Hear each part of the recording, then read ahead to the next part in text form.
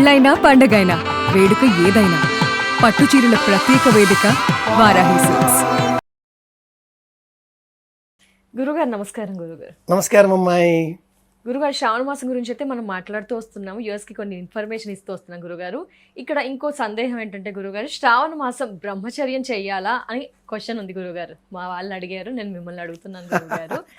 అంటే ఇక్కడ కొందరు వాదనలు ఎలా ఉంటాయంటే, అబ్బా నీకు రోజు పూజ అని ఇంట్లో లేడీస్కి పడ్డమో, లేకపోతే ఏంటి ఒక రోజు చేస్తే సరిపోదా, శ్రావణ సోమవారం కానీ శ్రావణ శుక్రవారం కానీ చెయ్యొచ్చు, నెల మొత్తం చెయ్యాలా, ఎవరెవరో ఎన్నెన్నో చెప్తుంటారు, ఎందుకు చెయ్యాలి, ఈ బ్రహ్మచర్యం ఖచ్చితంగా పాటించాలా శ్రావణ మాసం మొత్తం అంటే, దీనికి మీ సమాధానం ఏంటి గురుగారు? ఏంటి ఏమైనా అలా చెయ్యమని ఏ గ్రంథంలో కూడా చెప్పబడలేదు. శ్రావణ మాసం అంతా బ్రహ్మచర్య వ్రతం చెయ్యాలి అని ఏ గ్రంథంలోనూ కూడా చెప్పబడలేదు.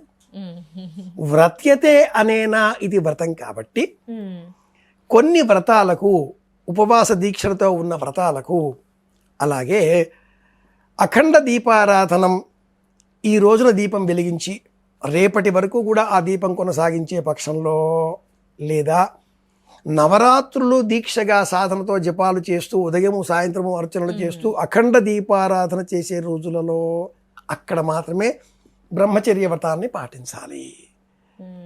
ఈ మాసమంతా కూడా మనం బ్రహ్మచర్య దీక్ష ఎక్కడా చెప్పబడలేదు. ఈ మాసమంతా కూడా భర్తని దూరంగా ఉంచిన ఆ ఇల్లాలు చేసే వ్రతంలో ప్రయోజనం ఏమిటి?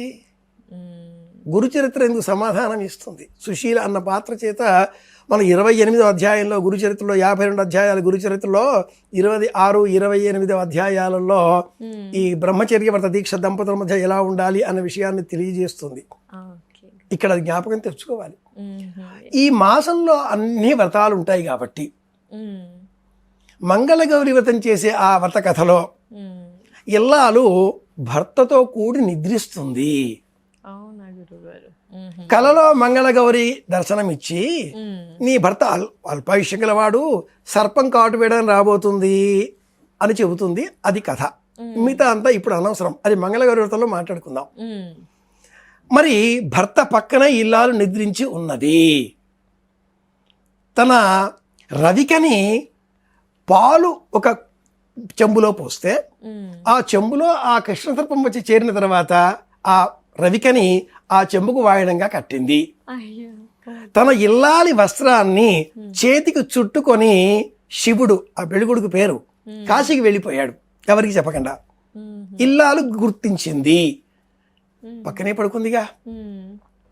వరలక్ష్మి వ్రతం చేసిన రోజు మట్టుకు వ్రత నియమాన్ని అనుసరించి ఆ ఇల్లాలు బ్రహ్మచర్య వ్రతాన్ని పాటించాలి.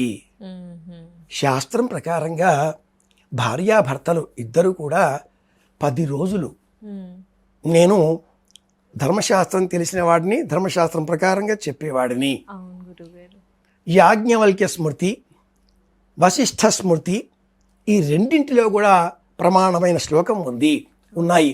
ఏమనంటే, భార్యాభర్తలు 10 రోజులకు మించి వేరు గదులలో బ్రహ్మచర్య దీక్ష పాటిస్తూ కాపురం చేసినట్లయితే ఆ ఇరువురి మధ్యన మళ్ళీ ఒక ప్రత్యేకమైన పూజ తంతు ఏర్పాటు చేసి, కొంగు చెంగు ముడివేసి, పెద్దలు అక్షంతలు వేసి, ఆ మంగళసూత్రాన్ని పెరిగినట్లుగా భావన చేసి మళ్ళీ బంధింపజేసి ఆ అమ్మాయి ఇతగాడికి నమస్కారం చేసి 10 రోజుల కంటే మించి భార్యాభర్తలు దూరంగా ఉండకూడదు.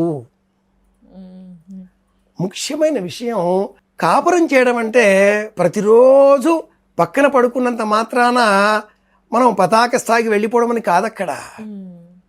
ఇల్లాలు మాసిక దీక్షను అనుసరించి స్నానం చేసి ఇంటిలోనికి వచ్చిన అనంతరం 13, 14, 15 ఈ రోజులలో మట్టుకు ఎలాంటి పరిస్థితులలోనైనా భర్త కాపురం చేయాలి. పక్షము 15 రోజులకు ఒకసారి. ఇవన్నీ చాలా వాత్స్యాయన కామ సూత్రాలలో కూడా ప్రత్యేకంగా ఒక సూత్రం ఈ నిమిత్తమై చెప్పబడి ఉంది.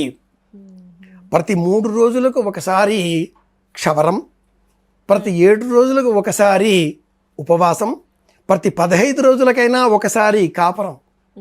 ధర్మశాస్త్రంలో చాలా విషయాలు ఇలాంటివి చెప్పబడి ఉన్నాయి. మనం అన్నింటినీ కూడా అతి చేస్తూ ఉంటాం. Excess of anything is injurious to health. ఇది మర్చిపోవద్దు.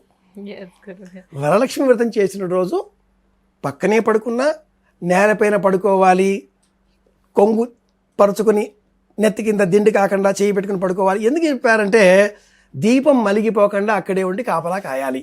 ఓ ఇదే గురుగారు రీజన్, దీపం. చారుమతీదేవి అర్ధరాత్రి కలలో దర్శనమిచ్చింది కదా. అవును గురుగారు. కాబట్టి వ్రతం చేసే సమయంలో గాఢ నిద్రకి పోకుండా కాస్త జాగరూకతతో ఉండాలి. అందుకు మనం కాపురం చేస్తూ భార్య మనం హంసతులిగా తల్పంపై అలా పడుకున్నట్టయితే గాఢ నిద్ర. వ్రతం చేసిన పుణ్యం ఏమిటి? అందుకు వద్దు. మీరు వ్రతం చేసిన రోజు కదిలించే వరకు మాత్రమే దీక్ష. చేతికి కట్టుకున్న తోరం తీసివేసిన తర్వాత మాసమంతా పాటించే అవసరం లేదు. కొన్నిసార్లు వారం రోజులు ఉంచుకోమంటారు కదా గురుగారు తోరం, అలా ఇప్పుడే ఈ తోరం పెట్టుకుని మనము లఘుశంక, దీర్ఘశంక, టాయిలెట్కి వెళ్తూ ఉంటాం, అబద్ధాలు ఆడుతూ ఉంటాం, ఈ చేత్తో ఇలా గోక్కుంటాం, ఇలా ముక్కులో అంటాం, ఇలా చెవులో అంటాం. ఇది చెప్పకూడదు కానీ ఈ చేయి చాలా పనులు చేస్తూ ఉంటుంది ఎవరికైనా కూడా. మరి తోరం ఎందుకు? తోరం అంటే నేను దీక్షలో ఉన్నాను, నా ప్రాణశక్తిని ఆ విగ్రహం పైన ఆరోపితం చేసే సమయంలో నేను పడిపోకుండా ఉండడం కోసం రక్ష. నేను దీక్షలో ఉన్నాను, అమ్మవారిని పంపించేశాం, గచ్చగచ్చోసర శ్రేష్ఠ స్వస్థాన పరమేశ్వరి. వెంటనే తోరం కూడా కత్తిరించొద్దు, ముడి విప్పాలి. విప్పి భద్రంగా ఉంచి నమస్కారం చేసిన మరుక్షణం we're relieved from the duty. టోపీ తీస్తే, బెల్ట్ తీస్తే నా అంతకంటే మించిన రౌడీ ఇంకొకడు లేడు అంటాడు హీరో. ఈ టోపీ బెల్ట్ ఎందుకు ఆపాయి? దీక్షలో ఉన్నారు. తోరం కూడా దీక్ష, ఇది అర్థం. తోరంకి కూడా అర్థం. తప్పకుండా. చాలా ధన్యవాదాలు గురుగారు. నమస్కారం. కృష్ణార్పణం.